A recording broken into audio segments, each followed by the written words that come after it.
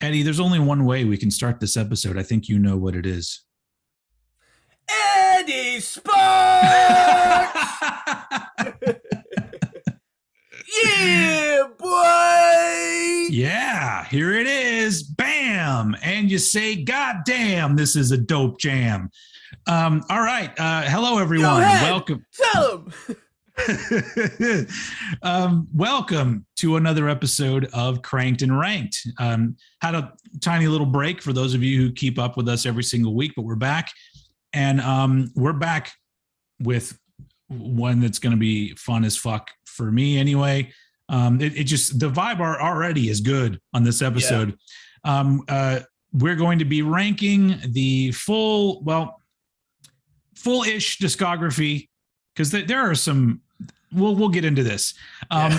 What we consider the full discography of Public Enemy, who in my opinion are one of the most important hip hop groups ever. And very important when it comes to the land of the rock and metal heads that we live in most of the time, because I think because of Anthrax and other stuff like that, I think Public Enemy is a hip hop group that's more on their radar than some other things. Slayer and things like that. They did do sample some I think Sabbath as well, or was that Ice-T that did Sabbath? I don't know. So we're going to be doing, by the way, this is a show where we rank discographies, in case you're new. And normally we do rock and metal stuff, but every once in a while we sprinkle in a little bit of hip hop, because Eddie and I are also fans of hip hop, especially the old school shit. And so yeah, we're going to be doing, we kind of figured this out because, you go to like Wikipedia, and Wikipedia like has an album listed as a full-length Public Enemy album that's a collaboration with somebody else. And I'm just like, all right, there's a lot of little things here and there to figure out like what you would consider a full-length original studio album from Public Enemy. But I think we figured it out. That was a weird like brain fart. Public Enemy. Someone get him a battery. Yeah. I mean, I got it in this cup right here. I'm not using my Cranked and Ranked mug today. I'm using my wife, because it's better to look at, really. That is a beautiful mug. It is, let me tell you. On a mug. So this is actually going to be a two-parter, because the way we've mapped it out, it's actually 16 albums that make this up. So we're going to do the bottom 8 this episode, top 8 next episode, and really get into talking about Public Enemy, and that's fun. I'm ready. I'm always ready to do this, to talk some hip hop, especially Public Enemy. But yeah, like man, come on. Yeah, here we go again. So the way, like the things we were running into is that, there are albums they did that are collaborations. Yeah. And then they have 2 albums that are essentially like compilations that include new songs and other things. And originally one of those wasn't included as one of their full-length albums. And I was like, well, fuck that. Put that in there, because to me, if you're going to, there's all these, we'll get to that when we talk about those albums, but I'm like, if you're going to put one, you got to put the other. And so I feel like we've got the most definitive list of the full-length Public Enemy albums. And so, yeah, I'd say so. If you're excluding like collaborative albums, I think we've got a solid 16 album run here that we can work with. I would agree. And look, previously the last group we did was Rush, and just like with Rush, this is a discography where to me there's no bad albums, and the only thing that made things stick out as being less good is listening to them back to back next to each other. Yeah. And because you put any one of these albums on its own, and it's a banger. So it's a really difficult discography to rank. But as we normally do, let's start off by talking about where Public Enemy came into our lives. And this is one of the few examples where my older brother was actually the person, and he didn't, it was inadvertently, because he was not really a hip hop fan. I think the only hip hop my brother ever owned was he owned the 12-inch for Push It by Salt and Peppa. That's all he had. But he ended up, I guess from his job, because he worked at a CD/video store, he got a compilation in like 1990, I believe. There was a compilation of what would be considered alternative music. But it didn't just include rock. It included everything from your softer indie rock all the way to like this hip hop that I guess would be considered alternative, I guess because it was socially conscious. I don't know. But on that compilation was the song Welcome to the Terror Dome by Public Enemy. And I was just like, and I was already into hip hop, but I was into the stuff that was on the radio. I was into, Run DMC, LL Cool J, Beastie Boys, Houdini, Kool Moe Dee, things like that. But I knew the name Public Enemy, but I don't think I'd ever heard them. And that song came on and I was just like, this is probably the best hip hop song I've ever heard. And even to this day, it's still one of my favorites.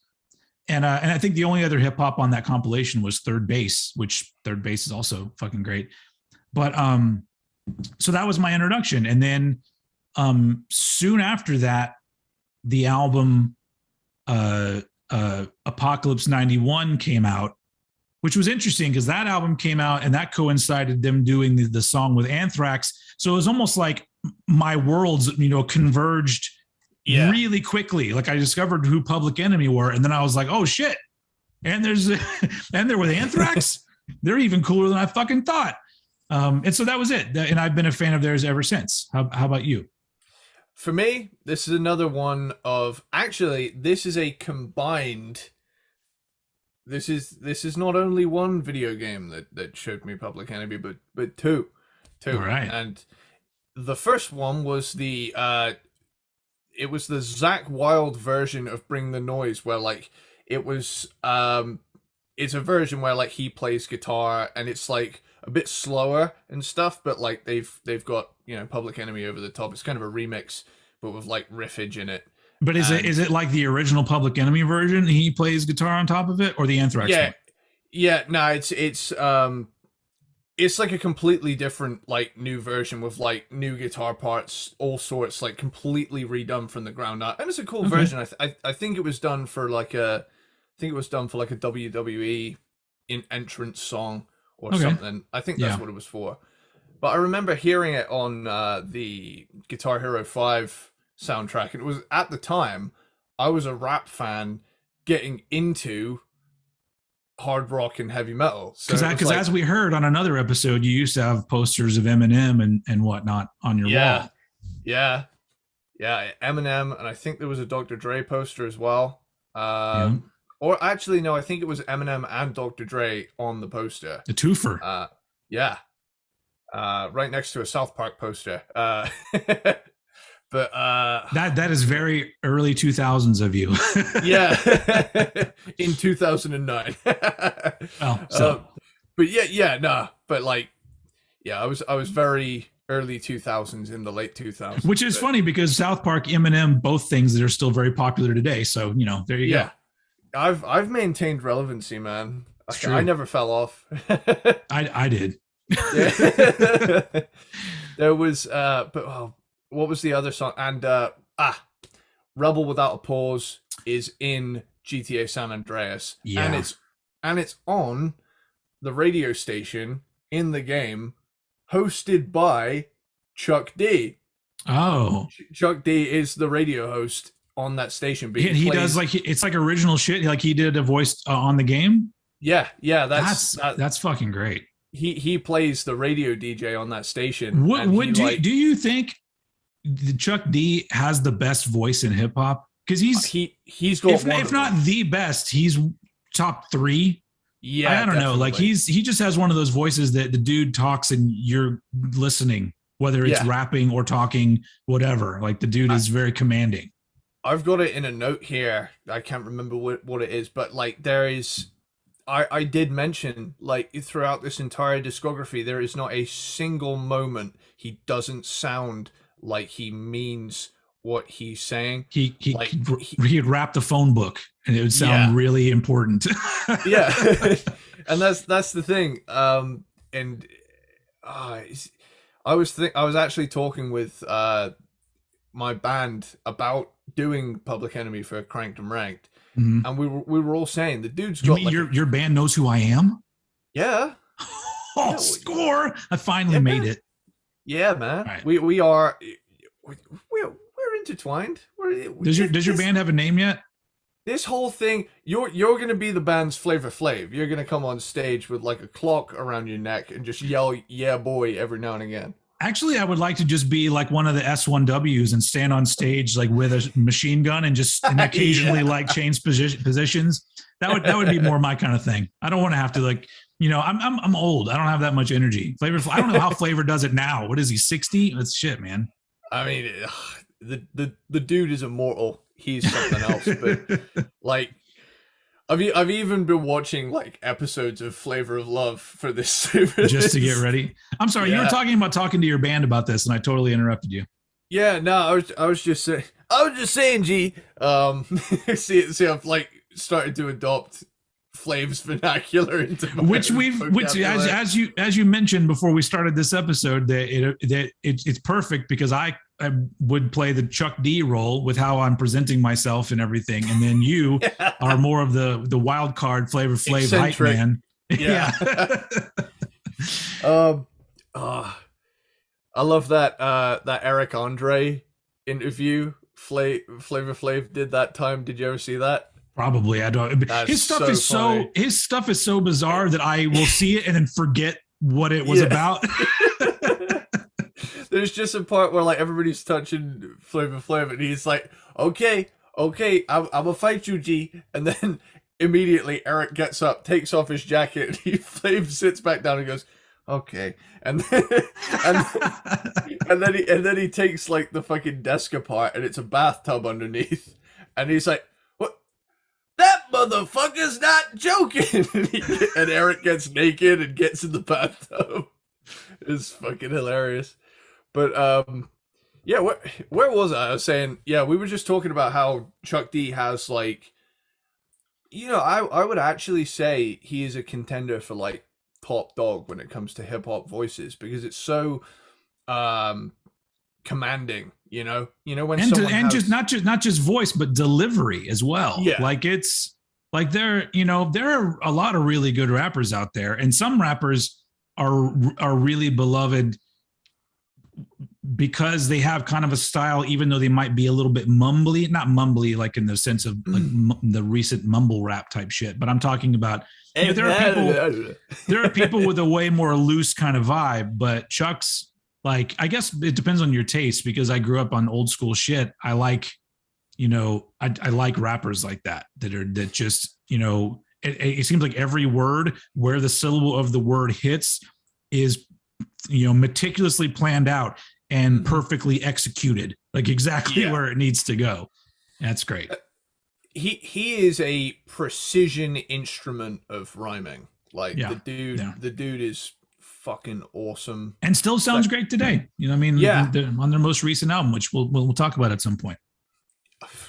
So let's do get it. into this. Yeah, we got 8 to talk about on each episode. So let's jump into it. And as usual, I throw it over to Eddie Sparxx to start us off. What's your number 16 Public Enemy album? My bottom pick for this ranking, and it is pretty much here because it's more of just a standard 2000s hip hop album rather than something that jumps out to me as definitively Public Enemy, and that is New World Order. Say it again. New World Order. Yeah. That title always fucks with me. Yeah. And even in the song, when he says it, I'm all like, is he saying it wrong? Like, what is wrong with how that sounds? New World Order. He doesn't say it like that. It's like, that would be stupid. Nobody would ever listen to Public Enemy if that's how he sounded. I mean, we're a couple of white dudes, man. We can't pull it off. But I do have to admit, we're going to have a running thing here, especially in this episode. And I don't mean to I love Public Enemy, but there are a few albums that are contender for worst album title ever. I think New World Odor is up there. Could be the worst. But even so, like when I hear the song, I'm still convinced, that again ties into like his delivery. It's like he can make something that obviously we can't for the life of us make sound cool. He just fucking nails it like it's nothing. It opens with that like cool hyping up intro, and no one broadcasted louder than intro. New World Order. I feel embarrassed now that we've drawn attention to it when I say New World Order. It's really hard to say. New World Order. Oh, see, that wasn't too bad. That's pretty good. That was pretty good. I'm gonna leave it there because I kind of fluked it. Yeah, yeah. It's a pretty cool song, like airy but bassy. Mm-hmm. Bring That Beat Back is a bombastic track. I like this one. 66.6 Strikes Again is a fun callback to Fear of a Black Planet album. Yeah. Which I'm guaranteeing we're not talking about that album today. Oh, for sure. Nah, that's far down the line. But yeah, then we get McLuffler, which is MKLVFKWR. Make love, fuck war. Power to the people because the people want peace. Damn right. It's very, very appropriate today, don't you say? Make love, fuck war. We want peace. We do. Anyone with half a brain wants peace. So let's keep going. This decade's proven to be a shit show so far. So let's hope it turns around. Yeah. But what a fool believes. Wise man has the power. You knew I was gonna do that. That's the only song on this album that I shake my head at because it's really. It is poorly put together. Like it's like the faux rock thing that's going on there, but they didn't even. It's like they didn't know how to mix it properly, and so it just sounds like they're rapping over somebody's really badly produced demo that they did in their bedroom. And there's a few tracks here and there on some of their later albums that I'm like, who okayed this? That's one of them. That being said, I did kind of like the Rage meets AIC, Alice in Chains. I typed it as AIC as if to say Alice in Chains kind of vibe. It's because we're cool. We say AIC. Yeah. Alice in Chains takes too long to say. BRB LOL Rufflecopter. Fucking man. Text slang used to be so cringe, didn't it? I was like, there's no way it's gonna catch on. And it did. But that's the thing, like I love how like people say Lamau out loud now, and it's like just laugh. Just laugh, dude. Like that's what that means. I mean, that's kind of bullshit because if you're saying Lamau, you're not laughing out loud, so shut the fuck up. Yeah. And you're certainly not your ass is still attached. You're not laughing it off. LOTI, laughing on the inside. Just start saying that. Not NLAA, not laughing at all. We're getting hung up on some shit. CYSAF, because your shit ain't funny. Oh.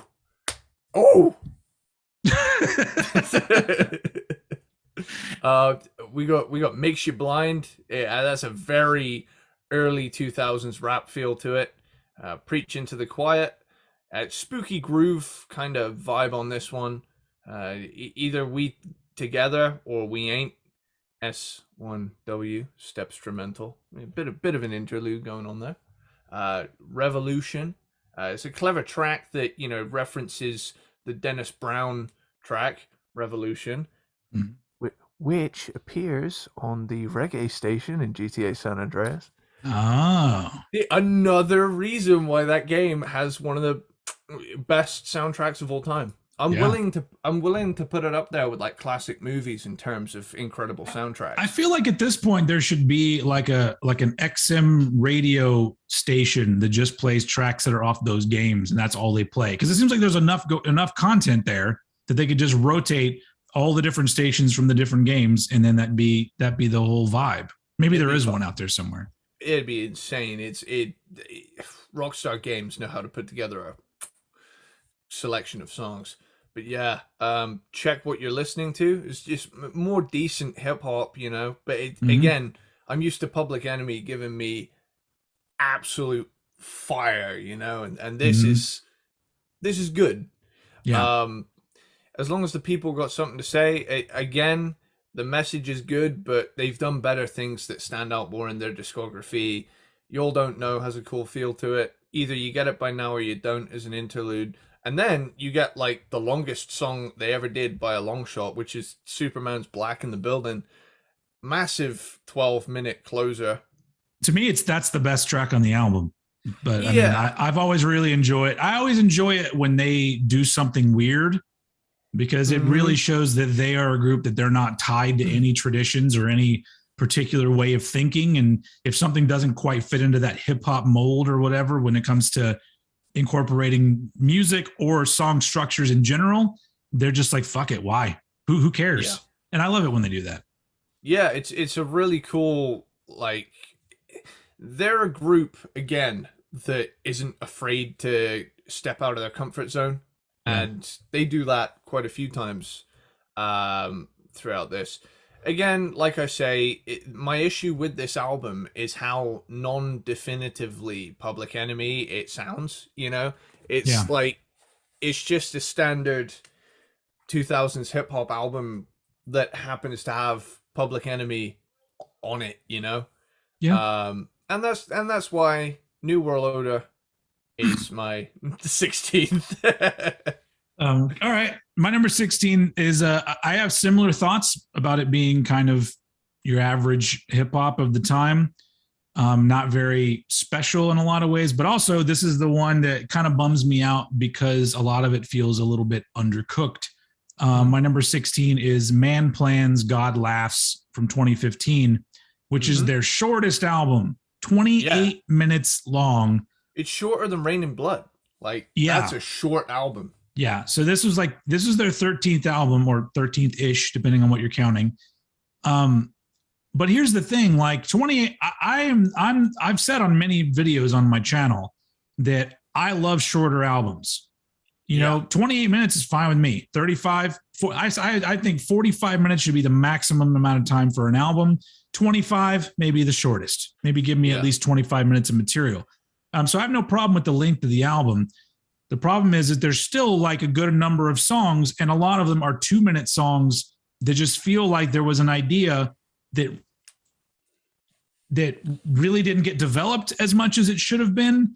Yeah. And the way that the songs have always hit me, like I said, if you listen to this album on its own, it's an enjoyable album, but compared to things happening around it, or even things from the past that Public Enemy had done, even the tracks that they're rapping over, they feel like they were kind of just like, that's fine, throw it out there. And so the whole vibe so it's weird because there are some really cool moments on this album, but I almost feel like it's just the foundation of a great album. Like there's the foundation is there, but everything just feels so like thrown together, and then ideas weren't really thought through as much as they should have been. That being said, you know, for being their worst album, I still dig it, but it's got the least amount that I can sink my teeth into when it comes to their stuff. When it comes to memorable tracks or just whatever odd little things they throw in here and there, there's like really none of that. It's real to the point, but not in a great way for me. Yeah. So this is their shortest album. This will be my shortest review. So number 16, Man Plans, God Laughs. Yeah, it's certainly got like a, you know, you could have added like an extra minute onto each of the songs to flesh them out more. Sure. There's very few of them. I think one song goes above 3 minutes. The rest is like, you know, between 2 and 3 minutes. But yeah. Yeah. And I think the one that's over 3 minutes long is that one where he's rapping over Honky Tonk Woman by Rolling Stones. And I'm like, this wasn't the best idea in the world, but okay. I get it. Hey, I'll say I got to see Public Enemy. I got to see Chuck D in a cowboy hat. That made my day. The video to that is pretty cool. Yeah. It put a smile on my face. A smile on my face. I must admit. Yeah. I had a mild stroke there. I do apologize. That's all right. We'll be back on track. What? Back on track? I can't. What is? It's contagious. You know what? We're canceling this episode. Bye, everybody. Let's move on before we really fuck things up to number 15. Cool. So my number 15 is Revolverlution. And my reason also contender for one of their worst album titles. Yeah. Revolverlution.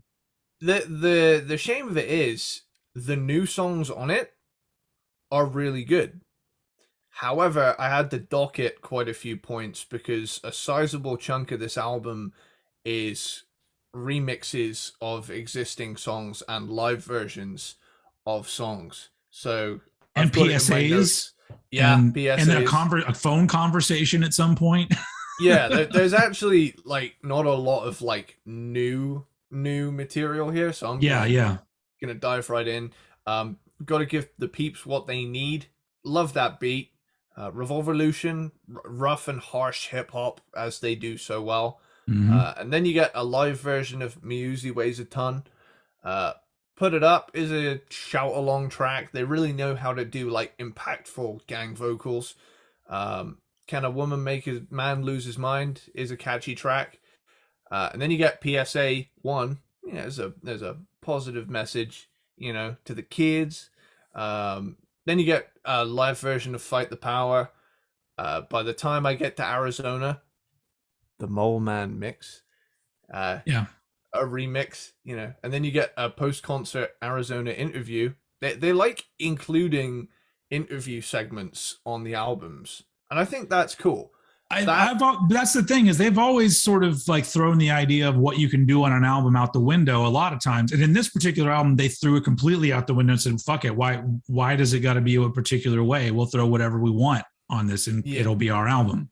Yeah. And like in terms of enjoyability, I really enjoyed this album, but I need to be in a certain mood for this album, Mm-hmm. Son of a Bush. I wonder who this is about. 5, 4, 3, 2, 1. Boom. This one's groovy. I like it. Me likey. Welcome to the Terror Dome live version. Kick-ass song. Yeah. B-side Wins Again. Scattershot remix. It's a remix. Get Your Shit Together. You can tell that this is like a 2002 protest album vibe. Yeah. Then you get PSA 2 about Black History Month. Awesome. Let the people know. Yeah. Shut them down. The Functionist version. This could be a record breaker for the most like bracket songs on an album so far. It kind of cheated its way in with the remix thing, but yeah. Nowadays, cool. Public Enemy #1. Geronimo Punk's redo. Wild Techno remix. The Making of Burn Hollywood Burn is a fun phone call interview type thing. Got to give the peeps what they need. Paris Revolverlutionary mix is a remix of the opening track. So you realize that that's a remix of a song on this album. Yeah. that's pretty bold right there. It's like there's remixes of classics, and then let's just remix the first song you heard on this album. Yeah. And then you get What Good Is a Bomb, and it's like these guys heard Rage Against the Machine and were like, we want some of that action. Yeah, I mean, who didn't? I know, but it's it's 2002. You're reeling off of the reactionary response to 9/11, and you're like, the world needs a Rage song, but Rage ain't here right now. So let's do it, and I'm all for it. Mm-hmm. Cool album, but a sizable chunk is remixes and live versions. So I had to dock it a few places. Were all of this new, it would be quite high. But yeah. That is my number 15. Number Awesome. 15. You ever heard that meme? That like Chills guy he's called? He's called Chills.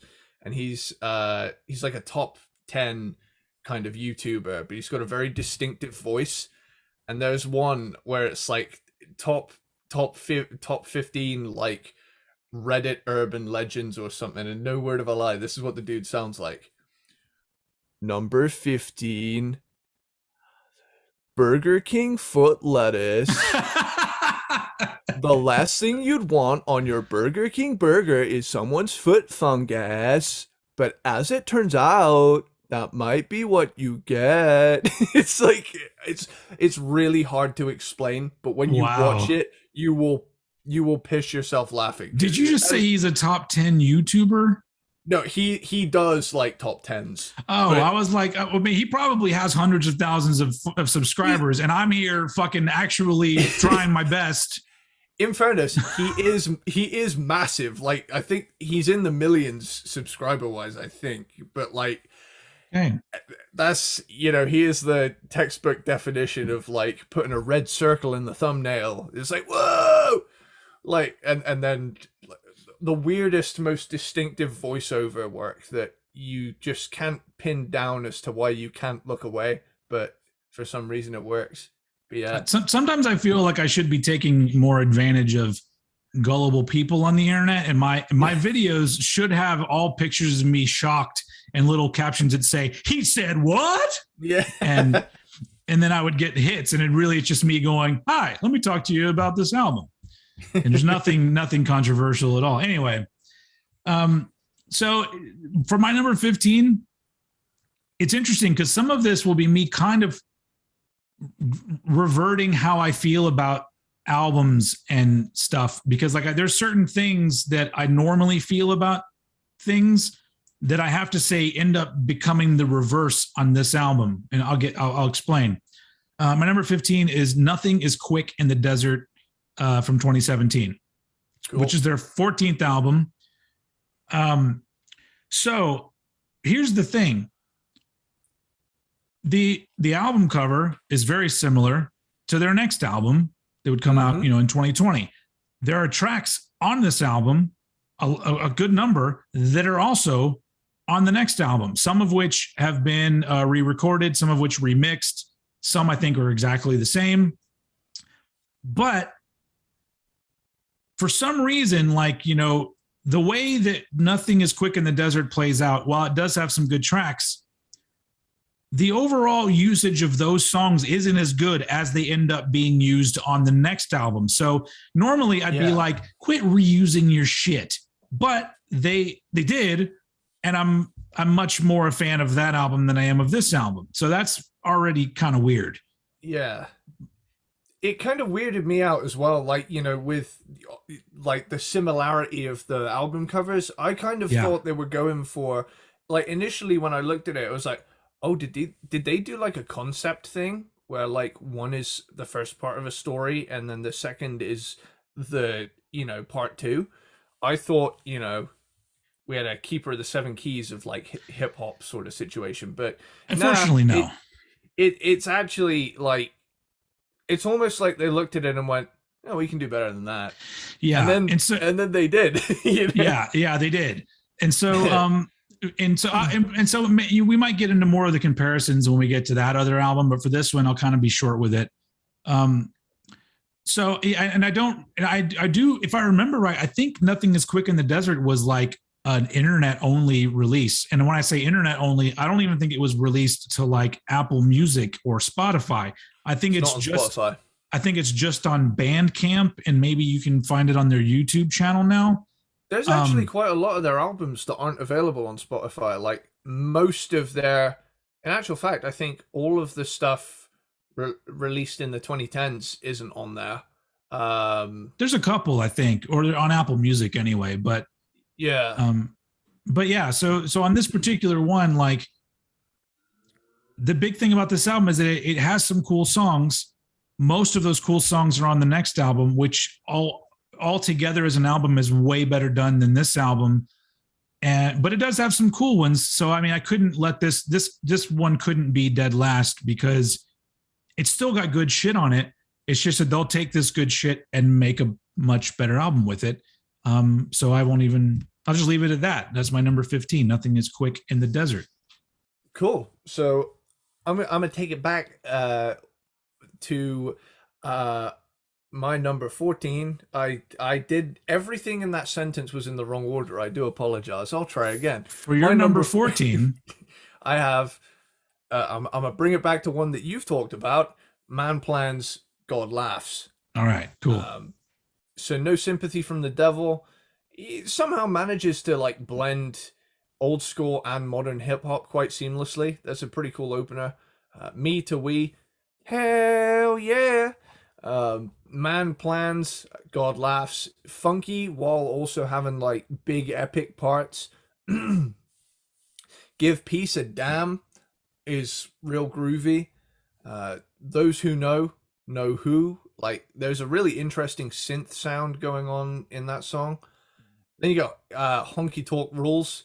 I love the video to this. I wrote here in my notes, I love the video to this video. I love the video to this song. Again, like I say, seeing Chuck D in a cowboy hat made my week. But I like that even this late in the game, they're still, stepping out of their comfort zone, doing some, for like inner city black dudes to do a country kind of song. It's an interesting take, and I it was real refreshing to my ears to hear at this point. Mine Again, love those keyboard stabs. Lost in Space Music has like an old school feeling beat, really like that. Core Plantationopoly, sometimes less is more in a beat, maybe not in a song title as it taught me here, but anyway. Earthism, those backing vocals are real cool. And Praise the Loud, cool closing track. It's a short album, less than half an hour in length, and most of the songs aren't even 3 minutes in length. It's cool, but like you, I do feel like this could have been fleshed out a little more. Mm. But I do think that the album cover is pretty cool. Like, there's something weird about it that looks kind of like, it looks like a vaporwave album cover from hell. It's got like a lightning bolt hitting a chest piece. I like it, but not nearly as much as stuff further up. Yeah. So I'm going to do the same thing for my number 14. I'm going to talk about one you've talked about, New World Odor. New World Odor. New World Odor from 2005, their 9th album. I'd say this is the worst album title. It's new every time I look at it. New World Odor. It's bad. This is every time I say it, I die inside. This album is one that like it ends up being here because it has good things about it, but it's got so many flaws sprinkled in with the parts that it's a little bit odd to listen to. And honestly, the number one thing on this album that it might be, to me, the worst track that Public Enemy ever did, it's the collaboration with Moby. Really? And it's Moby's fault. Like, here, can we in 2022 just admit that Moby never made good music? It is like that period of music. Give me a minute for a tangent. That period of music can go fuck itself. Like Fatboy Slim, nothing good ever came from Fatboy Slim. Everyone was listening to it because the music videos were quirky. It's like it's complete shit music. We're starting so many beefs on this episode. But fuck that. Like, just because you have a couple of cool things in the area, like Prodigy and things like that, doesn't mean that everything that is electronic, that just has one phrase repeated over and over, and it doesn't mean it's all good. But like, everybody ate that shit up like it was fucking amazing. And I'm just like, this is bullshit for the most part. And Moby, to be fair, I saw Moby in concert one time. It was for free, but I still thought he put on a really good show. But so much of his music is, I'm just like, oh, you are such a boring dude. And your music sounds like you're a boring dude. And so he took that boring dude vibe and Public Enemy raps over it. Like, it's just, I can't stand it. But you know, I guess it's better than it would be if Moby was singing on it. So, anyway, love you, Moby. So stop. He's already dead. New World Order has some great tracks on it. And it's got some okay tracks on it. It's got some really well-produced tracks on it. It's got some pretty poorly produced tracks on it. Like I talked about earlier with the weird metal flirting song, What a Fool Believes. The mix is pretty fucky. It's real clumsy and chunky and clunky, not chunky. Well, I mean, if it was chunky, that'd be good. It was clunky sounding.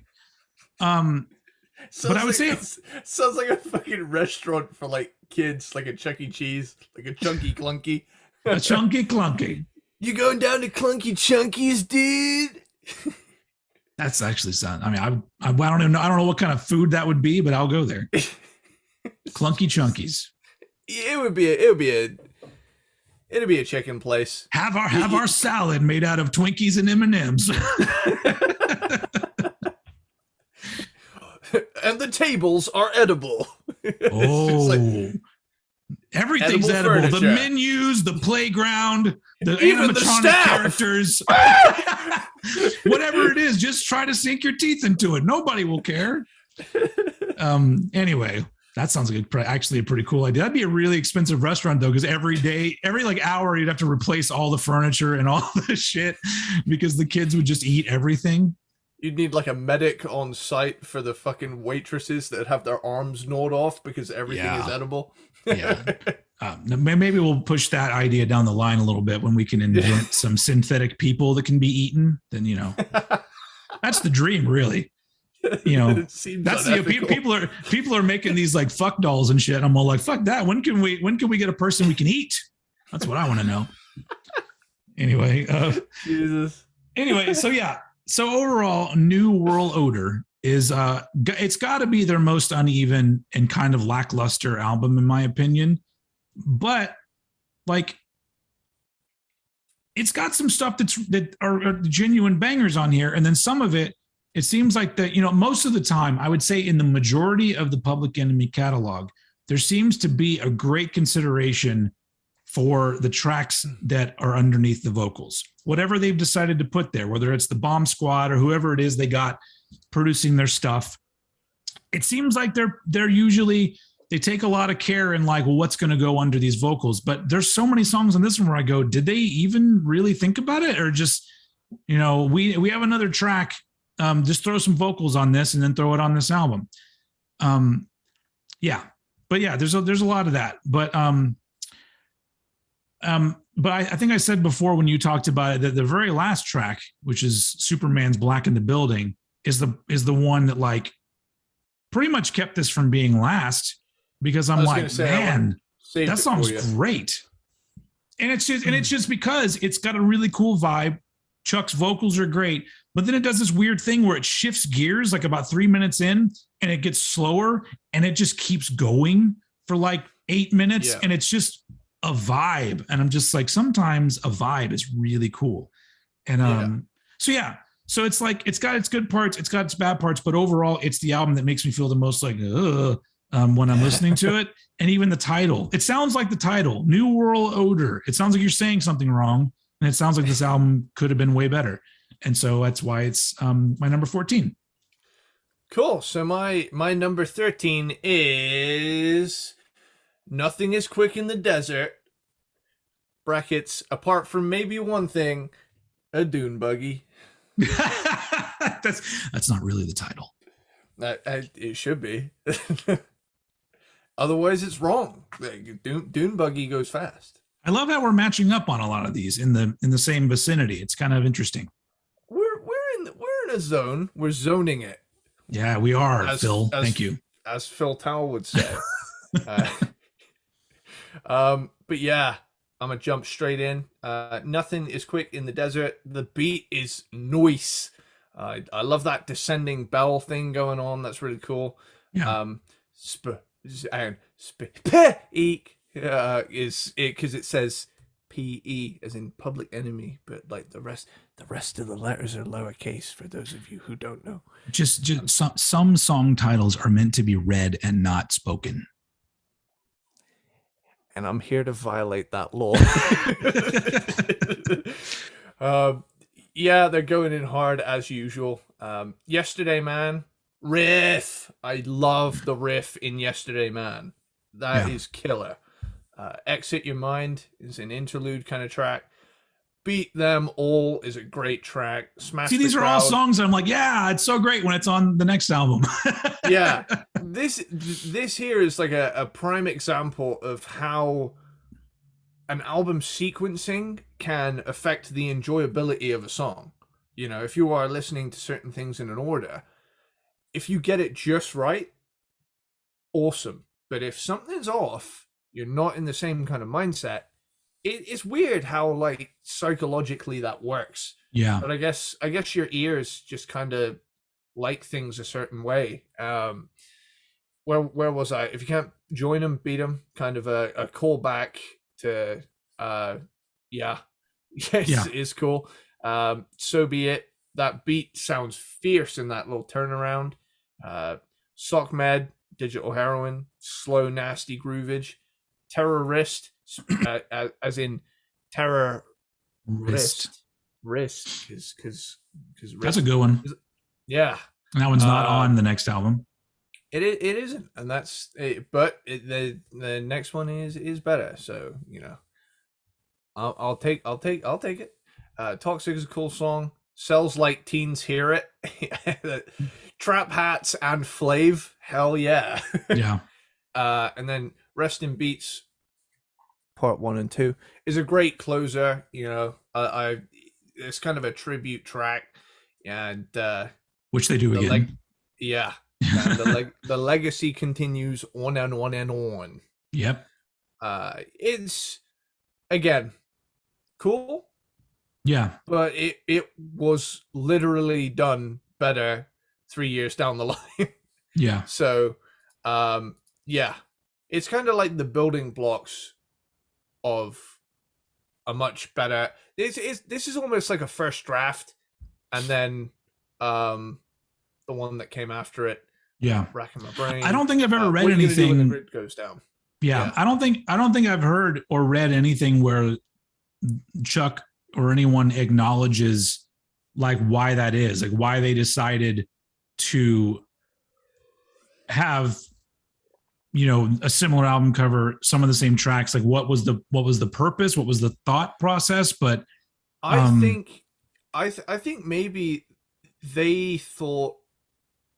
Sorry, I cut you off there. That's okay. I was going to say maybe they thought, you know, because it was 2020, and a lot of things, especially like, you know, with the George Floyd thing, and everything was popping off, and it really became a big news thing.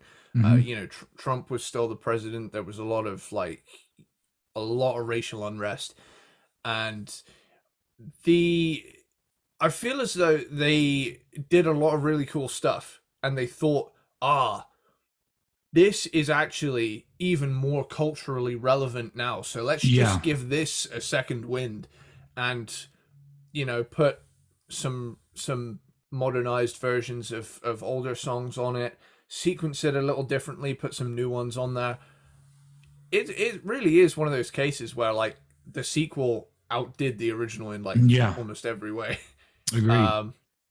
So yeah, that is my number 13. Nothing is quick in the desert apart from a dune buggy.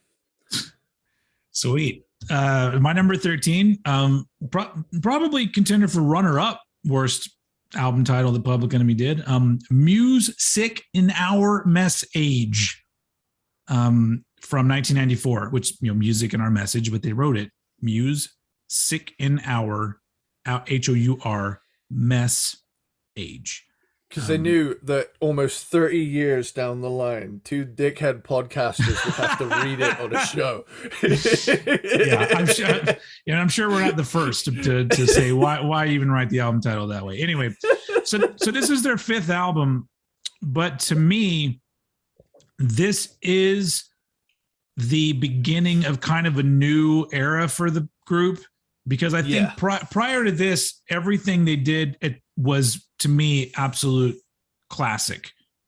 And then all of a sudden with this album, even the way that it starts, because Public Enemy have been, they've been known for doing things like having a fucking intro track, you know, that just kind of leads up to something else.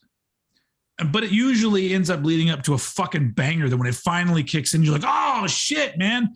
But in this one, it's got an intro track and then another track that isn't an actual song. And it builds up and builds up. And then you get to the song Give It Up, which was like the single off the album. And it's the least Public Enemy sounding thing they'd ever done at the time. It's so mellow and lighthearted sounding. So there's this buildup on the album of you going to get ready for some fucking Public Enemy. Oh, all right. Okay. I guess I can groove to this. All right.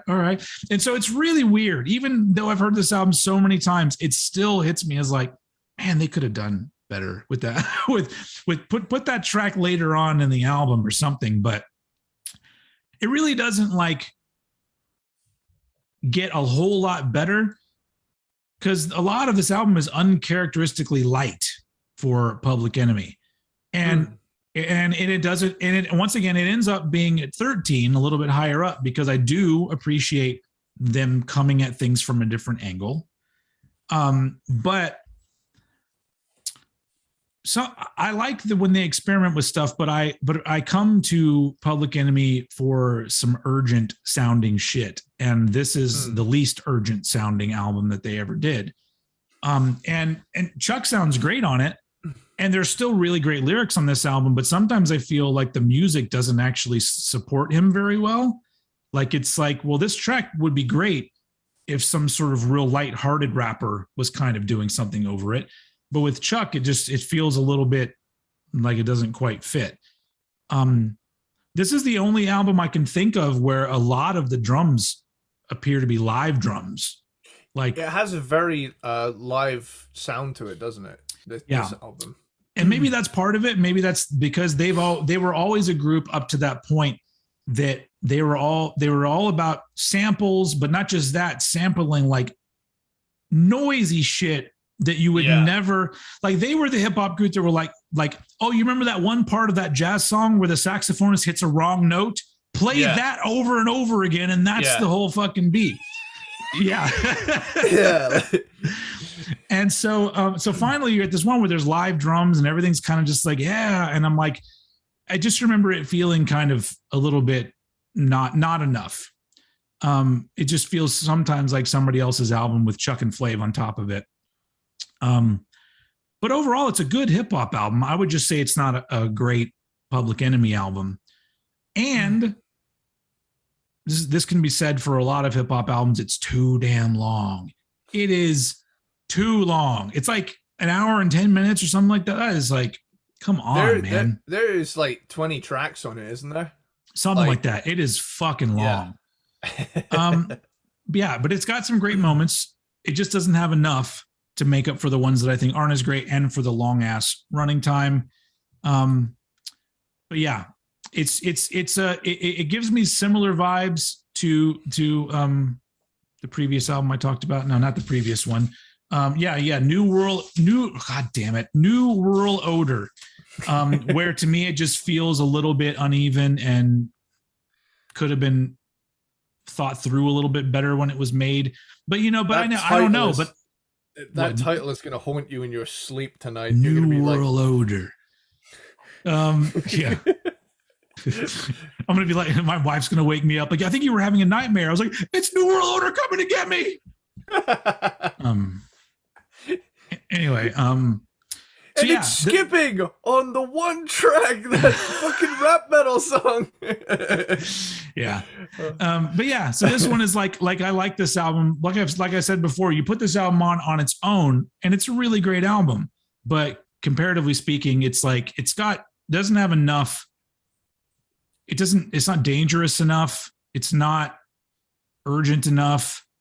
Which, funnily enough, it's got one of the most urgent looking covers they ever did. I mean, it's literally a fucking skeleton with a gun to its own head with, a couple 40s in front of it, Yeah. And it's, I would agree. And honestly, like that, if it's well done, because later on we'll get to another album they did that does have a lighter vibe to it, but for some reason for me totally works. And this one, I just feel like the idea was good. It just wasn't executed as well as I think that it should have been. So that's why Music and Our Message is my number 13. This will be one of those instances where like we're lucky enough to where like Chuck D tunes in to see what we're saying, and he's just like, fuck these guys. Sorry, Chuck. We love you. Yeah. Hell yeah, we do. What was I gonna say? I like that album more than you. I'm not gonna tell you how much, but I liked it. Something tells me it will not be in this episode. No. Where am I at? Number 12. Where are you? I don't want to hear another dangling participle from you, sir. Okay, I'm sorry. I'm sorry. Yeah, 12. Evil 12. Empire of Everything. Yes. Evil Empire of Everything. All right. Yep. It's a really cool album. It's one of two that came out in same 2012. Year. Yeah. They had the audacity to drop two pretty damn cool albums. Yeah. At the same time, pretty much. Agree. So you get the Evil Empire of, again, short kind of intro track, typical of hip hop albums. And then you get Don't Give Up the Fight, has a catchy ass chorus in it. Peace has a heavy ass beat. Respect, all this stuff rules, man. But like, it had to go somewhere on this list. Like, this album, this is where we get into the real, like, okay, I really fucking enjoyed this. It just so happens there's like 12 of these now, you know? Yeah. And they all gotta, you know, we're approaching banger zone, banger central. Beyond Trayvon, it's truly fucked that even 10 years after this release, you know, racism is still such a huge problem. You know, I mean, think of how long it's felt for Black people. Yeah, exactly. You know, so that's the thing, is that we, you know, every time you feel like you've made a step forward, it turns out that we really haven't, and you know, it's unfortunate. Yeah, it's a bummer. But thankfully we have groups like Public Enemy that draw attention to this, and for people willing to be open-minded and listen. Yep. You know, unfortunately we're a rare breed, but you know, yeah, it's great that groups like this exist, you know. Then you get everything. Love the real chill feel on this one. 31 flavors. Flavor Flav! I couldn't wait to do that. That's important to point out. Like, I mean, there might be some people listening who don't necessarily know Public Enemy very well, but the thing that they do know is Flavor Flav. Yeah. So, like, Flavor Flav has tracks where he is the main vocalist on every album, sometimes more than one. Yes. But he's mostly just the guy backing up Chuck D. And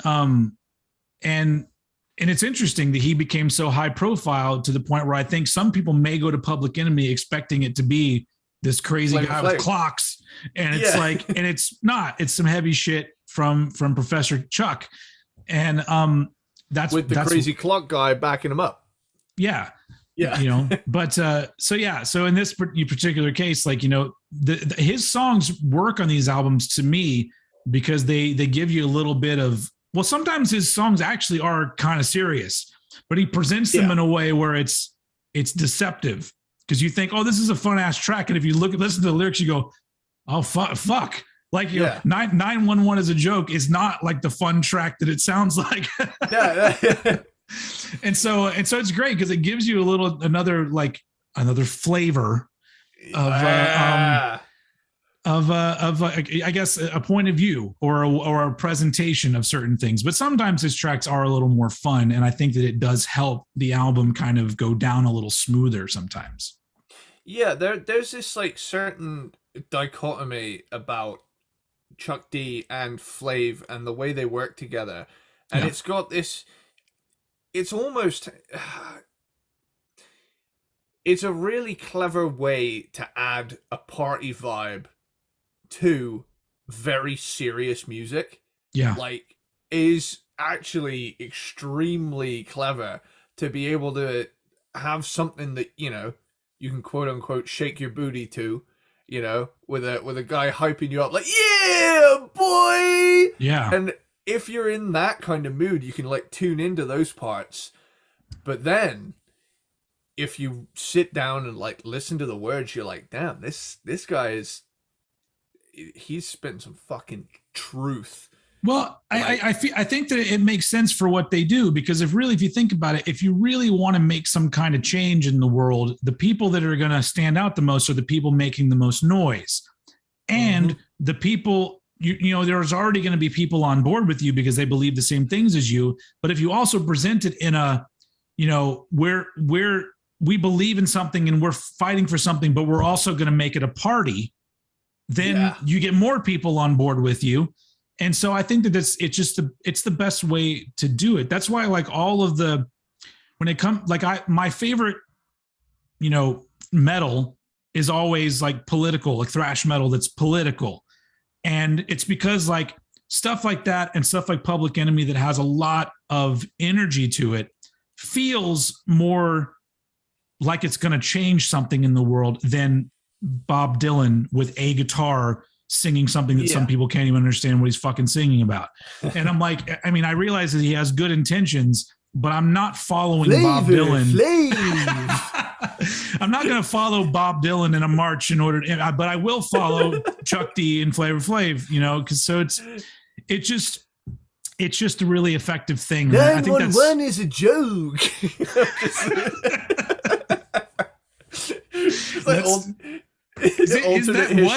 It's like was that the worst Bob Dylan impression ever? Because like it was really bad. I mean, I don't mean to call you out, sir, but that was. I mean, it's fun to do. It is a shitty impression, but it's fucking funny. Anyway, but that was my point being is that it's their whole vibe that they have between the two of them and the way that they do it. I'm like, there's a reason why it still seems so effective. And I think it's because of all of those elements that are together. All right, continue. Sure. Sorry. Where was I? Riot started. Tom Morello and Henry Rollins on the track. Fuck yeah, dude.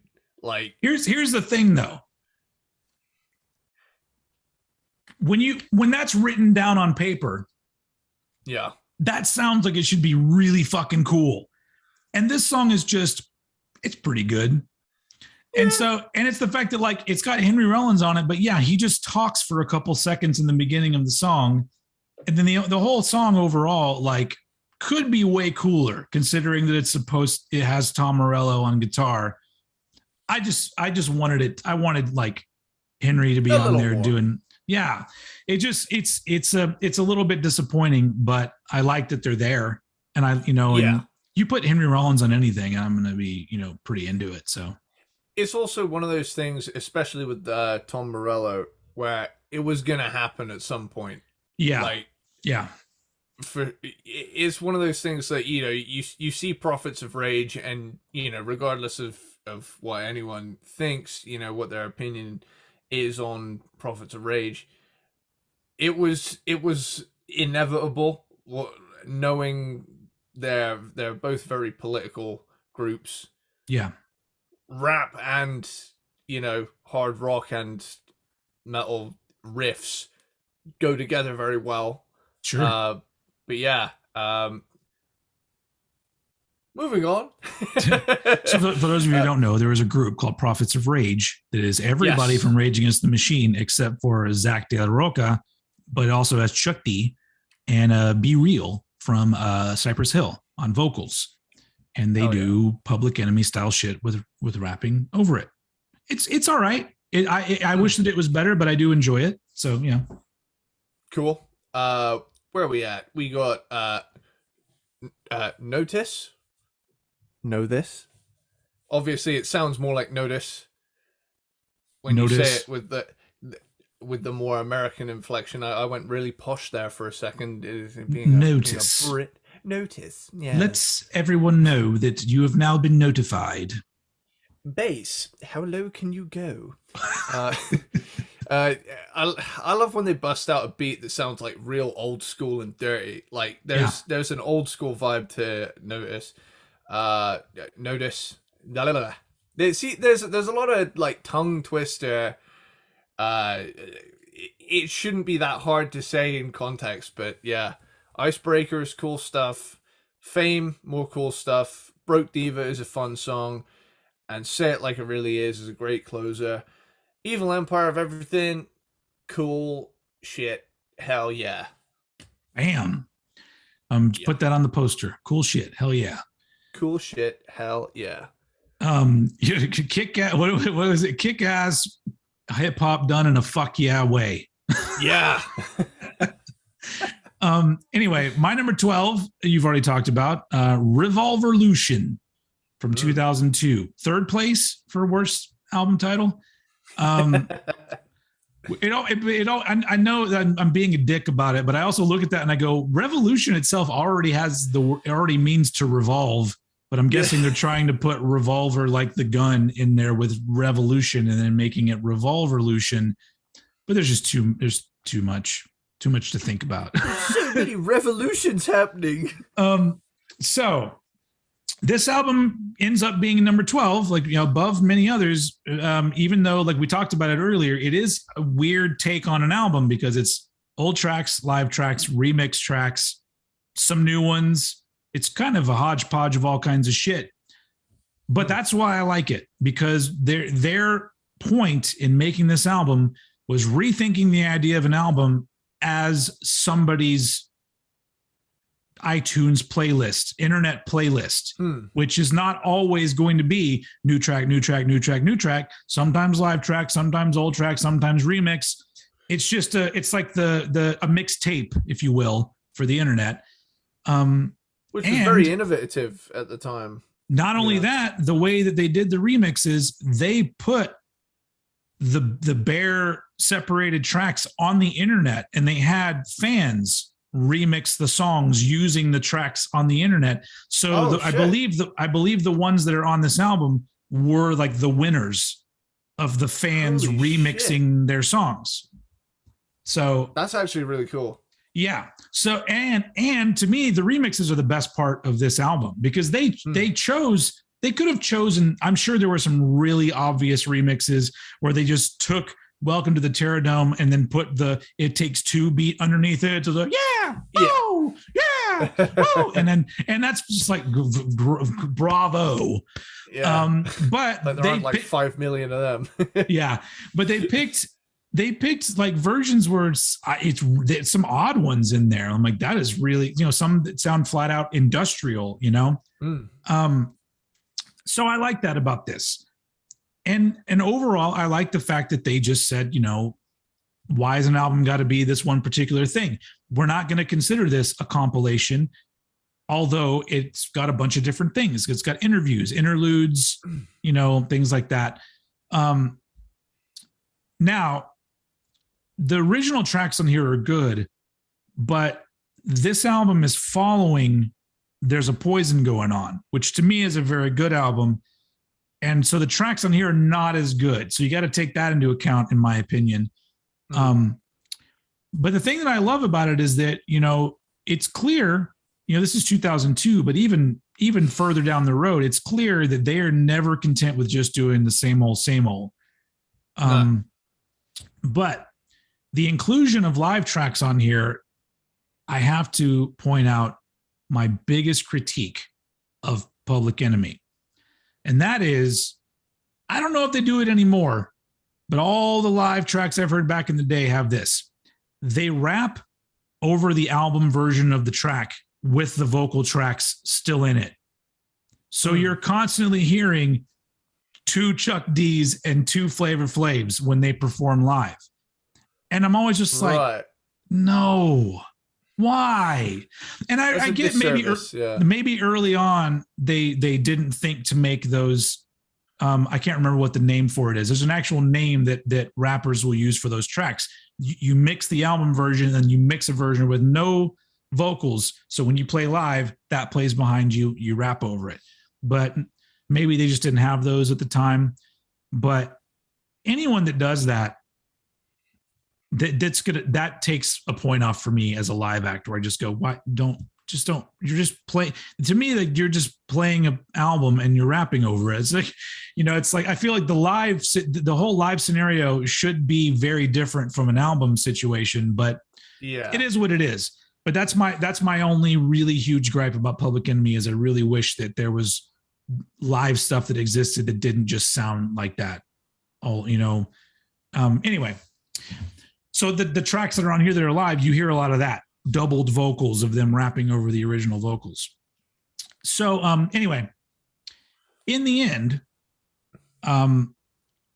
this album is kind of similar to Greatest Misses, which we'll get to talking about later. And so that's why eventually I said, well, let's just include Greatest Misses on here as well, because we're already including Revolverution, which has a compilation type feel to it. But this one to me is just not as, like, the new songs are not as good.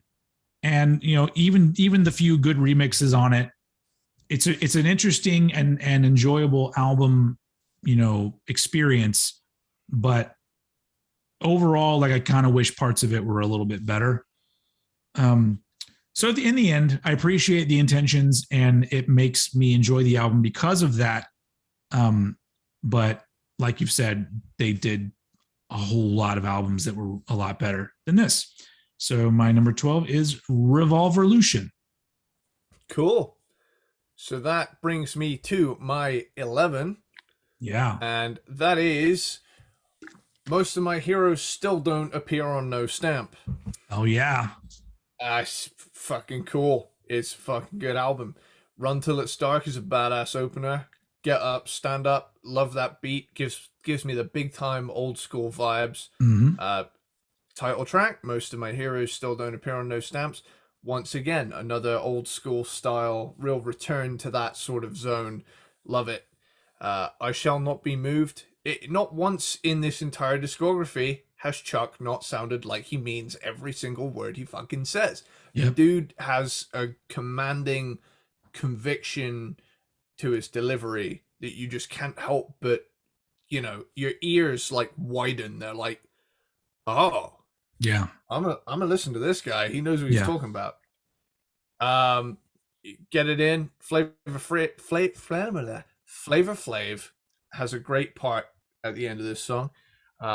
Hoover Music, great chorus. You've got the mic, the people, the so-called street cred, the radio, the TV, the World Wide Web. Fucking love it. Yeah.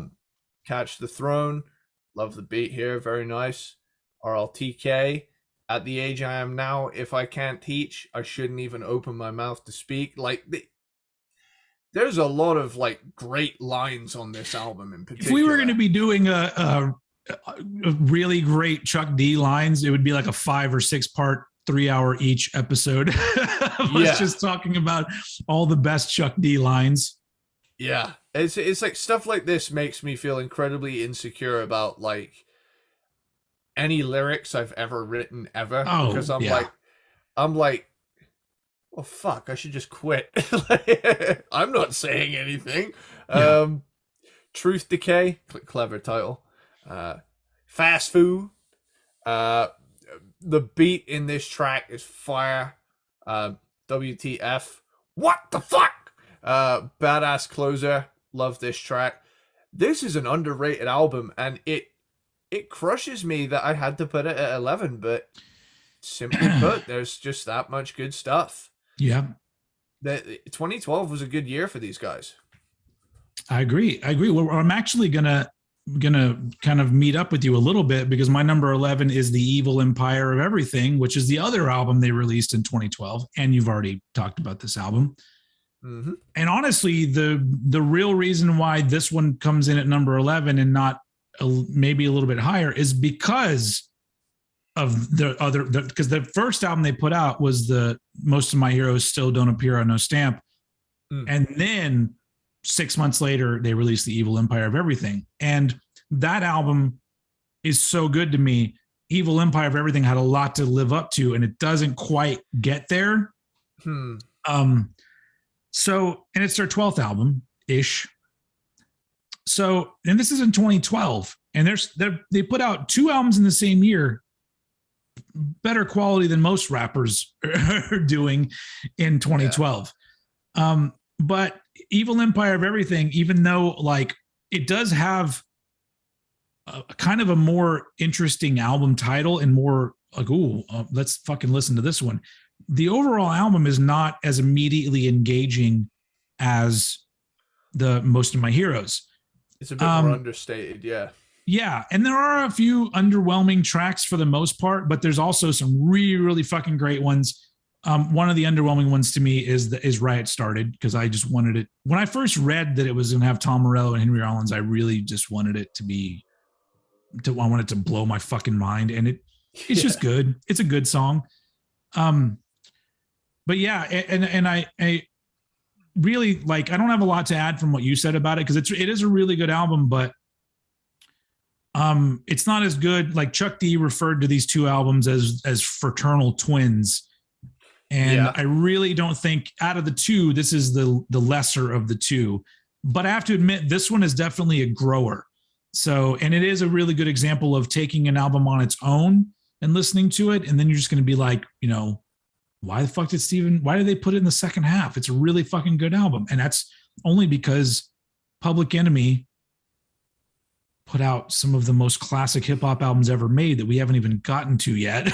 And so when you get to Evil Empire of Everything, it's like, this album's great, but unfortunately they did a lot better. So yeah, I just think that, like, comparatively speaking, if you put out 2 albums in a year and one of them is fucking killer and the other one is pretty damn good, then obviously the pretty damn good one goes a little bit lower. And that is The Evil Empire of Everything, bringing us to the top 10. Hell yeah. Because I would say from here on in, it's just bangers. Like this. Yeah, I would agree. This is the essential 10, for those who want the essential 10. Yeah, I think from this point on, I don't think I have any actual gripes about anything for 10 albums. Yeah. So, yeah. And even if we do, we are nitpicking for the sake of content. So yeah. So we got number 10. What you gonna do when the grid goes down? What you gonna do when the grid goes down? Yeah.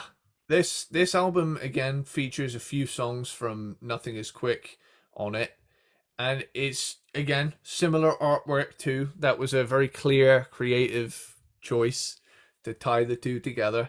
Yeah. And to bring that up, I mean, for the people watching at home, maybe I'll put them both up and you can see that, Nothing's Quick in the Desert. The image is from the daytime. And, it's got all of the TVs and record players and whatever sitting in the desert with a smashed, screen on one of them.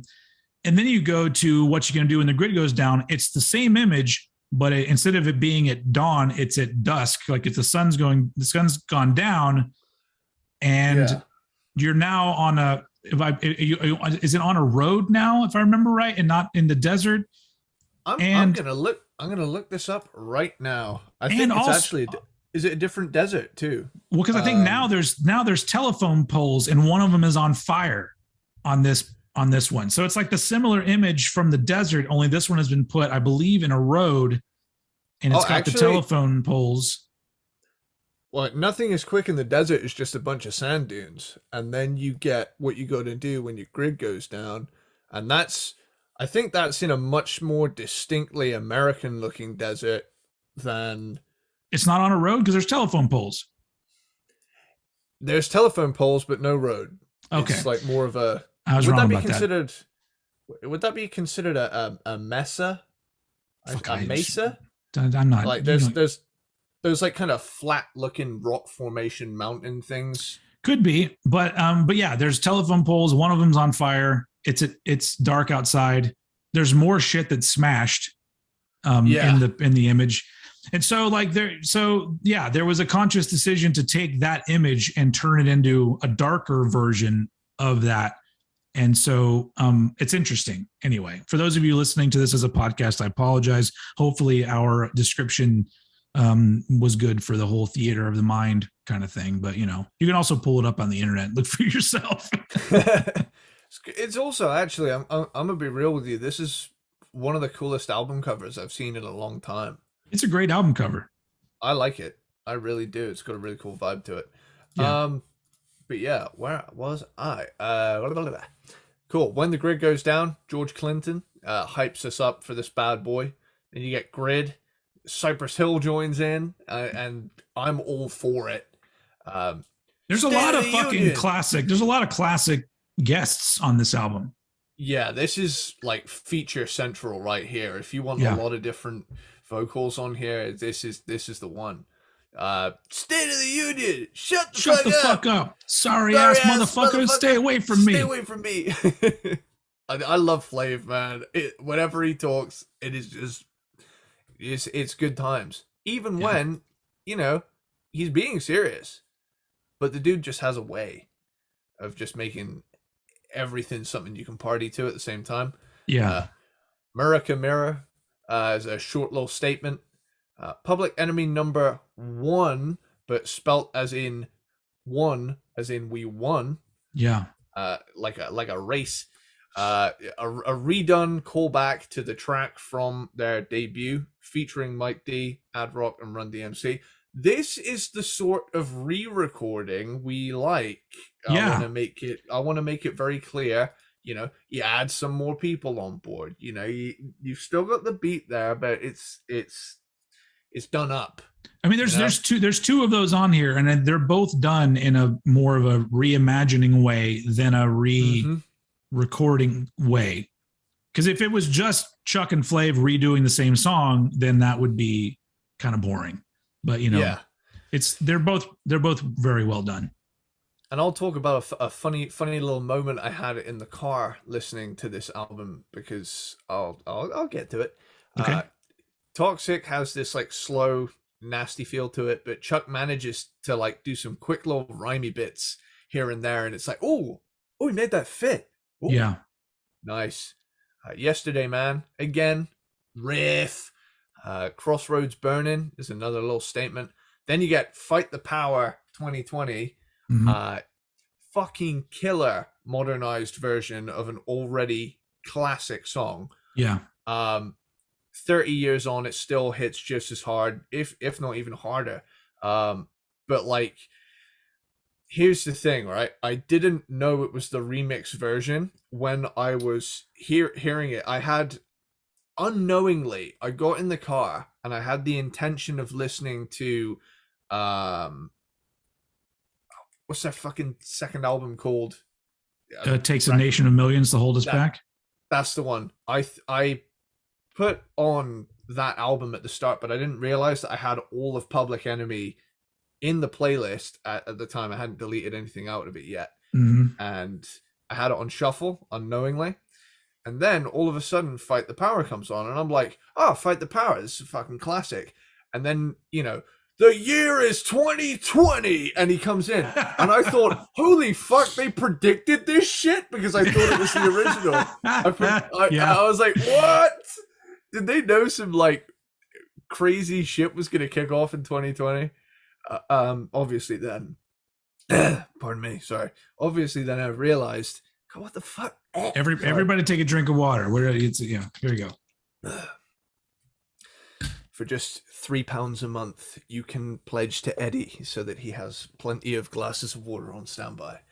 But yeah, where was I? Fight the Power 2020. That was my fun little story. It kicks ass. Beat them! Oh, hell yeah. Smash the crowd. Love me some iced tea. If you can't join them, beat them. Quick little callback to beat them all. Go at it. I went through that pretty quick because those songs we've already talked about. Yeah. Go at it. It's rockin' riffage. Love it. You just go at it. I love the way he says that in that song. It's fucking great. This is a great album, and it's awesome that this late in their career they're still putting out killer stuff. Yeah. Rest in Beats again, on and on and on. I just put Rip Black Cat, heartfelt song from Flavor Flav, and a short closing little statement. I am black. Well, I'm not. But, really? Yeah. You had me fooled. Yeah. But yeah, that is my number 10. We're in the top 10 zone. Awesome. Everybody take a shot, because that's also my number 10. What you going to do when the grid goes down from 2020? So just to put it into perspective, this is my number 10 album of Public Enemy, but this was in my top 10 of albums from 2020. So this is an album that I really, really like. And as we already talked about it, like, you know, it's got remixed, re-recorded, or just repurposed tracks from Nothing Is Quick in the Desert. And I honestly think maybe it's because prior to this, it was many, many albums that they were not on Def Jam, and now they're back on Def Jam. So maybe it was sort of this album is going to have a wide release on Def Jam. There were some really strong tracks on this one that we only put out on Bandcamp or whatever. Maybe throw some of those on this, repurpose it, and make it into this new thing. Because honestly, the whole vibe of the album is that the presentation is kind of like a celebration of the past and the present and looking forward to the future. It's like a statement, the overall statement of like, we're Public Enemy. We've been doing this shit since the 80s. We're still doing it now. And you know what? Ain't a damn thing changed, really, you know? And so that's kind of the whole vibe I get from it. And there's also a couple tracks on this album where halfway through the song will completely change and be just as fucking cool as the first half of the song. Just almost like two badass songs in one. And so I love that. I love the classic guests on this album. Overall, it's really strong. Now, when they follow this up, if they do, I mean, there's no telling. I wouldn't want them to do something like this again. Like, please give us all originals, and please maybe make it a more focused Public Enemy album.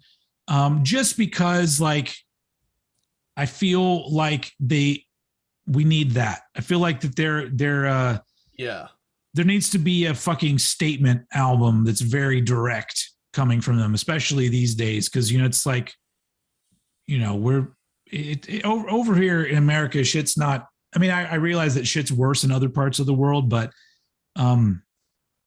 relatively speaking, in our country, it's not great. Sometimes we need some people to make some noise. And so Public Enemy would be, you know, one of the groups I would want to do that. Anyway, but I love this album. I think it's one of the strongest they've done in years. And yeah, I don't have a lot to add from what you said, but it's nice. We had a little matchup there at number 10. And then we get to move on to the last album of this episode.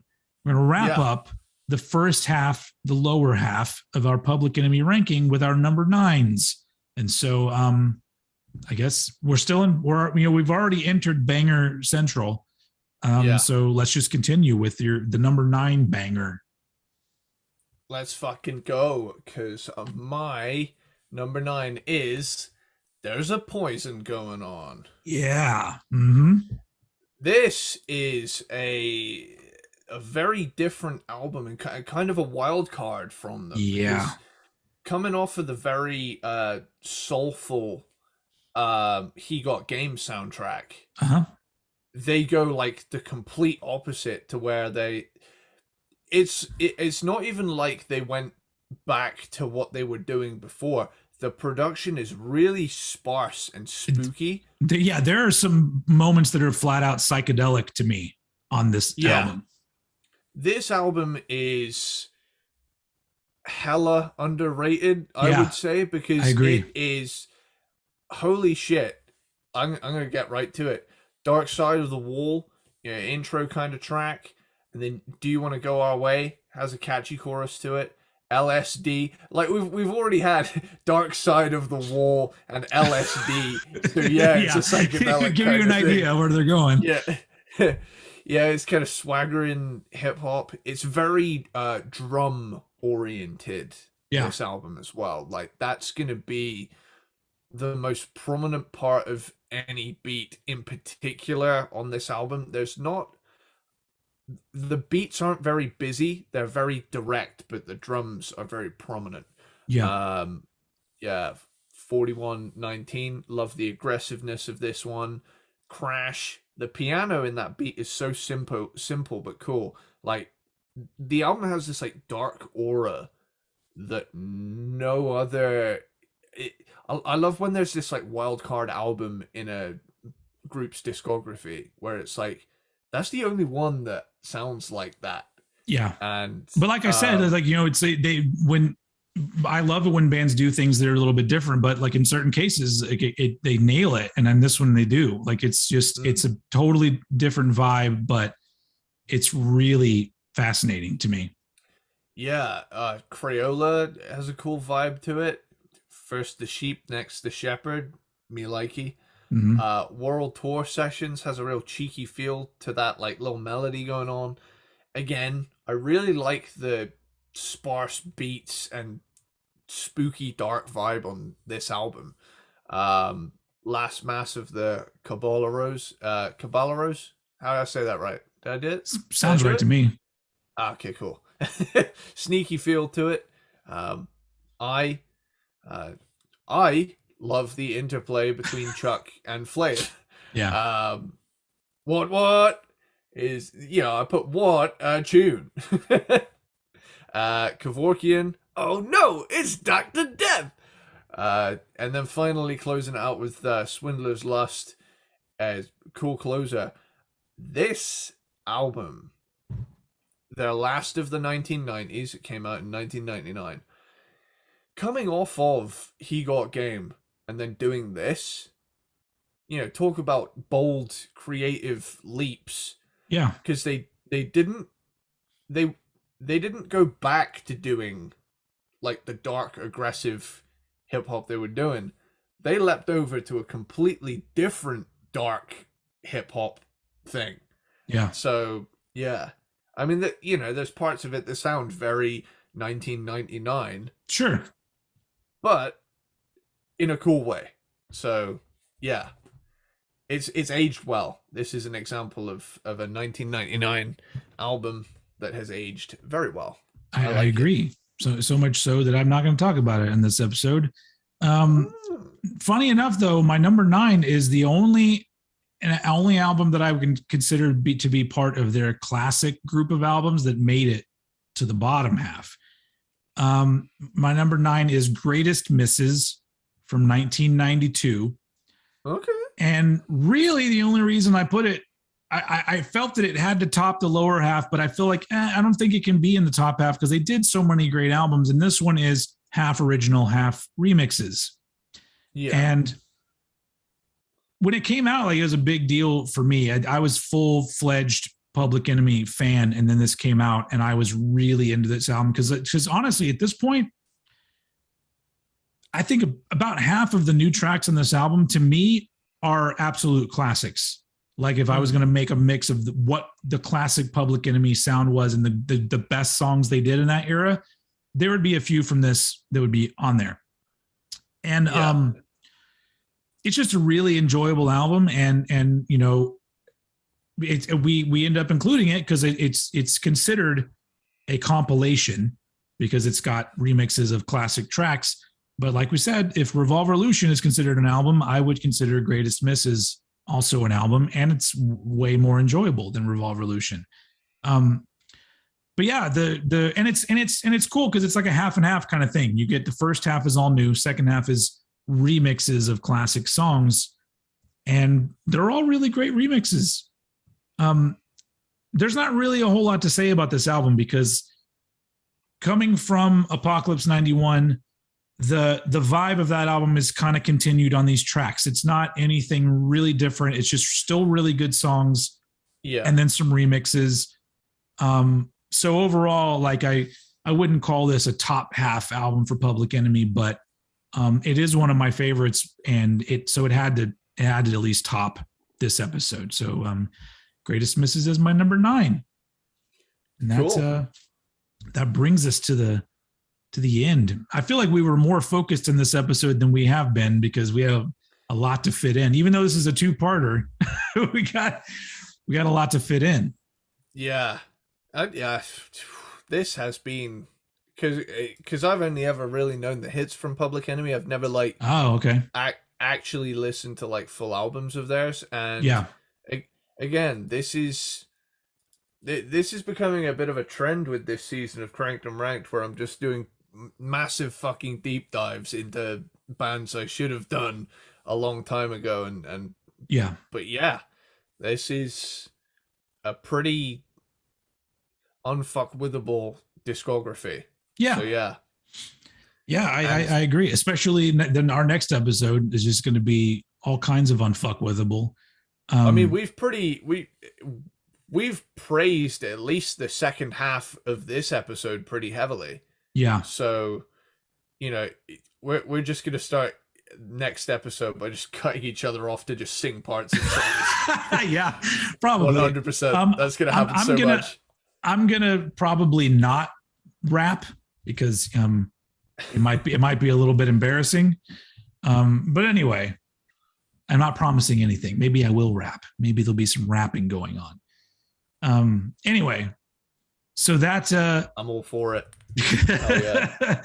That wraps up the first half of the Public Enemy album ranking, and we'll be coming back next week with the second half, and on and on and on. We'll be on and on and on. We'll be heading into doing other shit. But for those of you who are here, Peanut Butter Platypus, some of you I know always stick with us even when we do artists you're not really interested in. And I would say, because we're getting into hip hop here, this is probably, a lot of our listeners are metal fans, and maybe this isn't your cup of tea. And so if it isn't, and you still stuck around anyway, then we really appreciate it. And hopefully you'll stick around for the next episode too, because and maybe we'll turn you on to a few albums, because it's like, yeah, they're a classic hip hop group for a reason.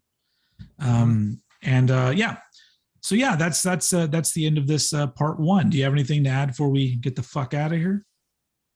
Should we make a playlist of all of the songs that they sampled from metal bands and stuff like that? Should we make a metal Public Enemy playlist? Well, I don't think there's that many. We should probably look for actual all the artists that did, because yeah, let's do that. Let's all the hip hop artists that sampled metal back in the day. We could probably put together a pretty good playlist of that. Yeah, that sounds fun. Nice. That would be fun. Cool.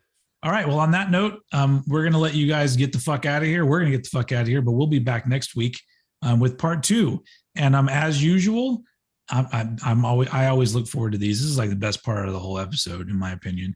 I'm going to throw it over to my lovely co-host, Eddie Sparxx, to take us out.